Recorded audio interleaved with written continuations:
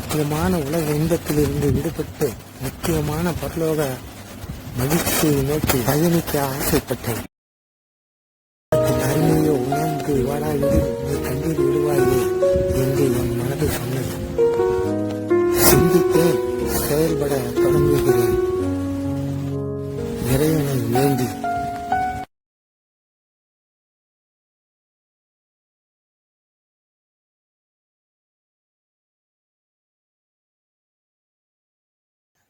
வருகிறவர் இன்னும் கொஞ்ச காலத்தில் வருகிறார் என்று வேதம் சொல்கிறது.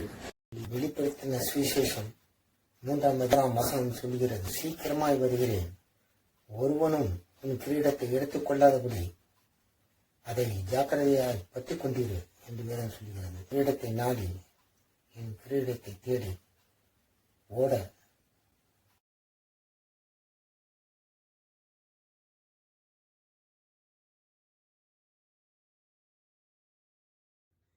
ஆமோஸ் சொல்கிறான், நான் தீர்க்கதரிசியும் அல்ல, தீர்க்கதரிசியின் புத்திரனும் அல்ல, மந்தை மேய்க்கிறவனும் காட்டத்தி பழங்களை பொறுக்கிறவனுமாயிருந்தேன்.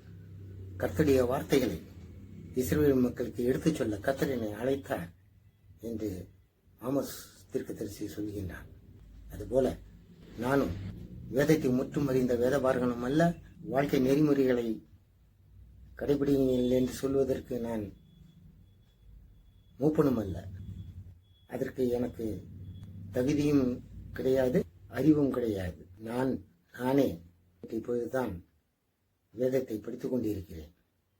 கர்த்தர் எனக்கு செய்த எல்லா நன்மைகளுக்காகவும் நான் என்னத்தை செலுத்துவேன் என்று கர்த்தர் கிருபையாய் கொடுத்த தாளந்தை கொண்டு என் அறிவிற்கு, என் தகுதிக்கு, என் எல்லைக்கு உட்பட்டு கர்த்தரை பற்றி, அவருடைய குணாதிசயங்களை பற்றி, வேதத்தில் காணப்படும் ஆச்சரியமான அதிசயமான விஷயங்களை பற்றி, வேதத்தில் உள்ள வார்த்தைகளை நான் எடுக்க ஆசைப்பட்டேன், எடுத்துக்கொண்டிருக்கிறேன்.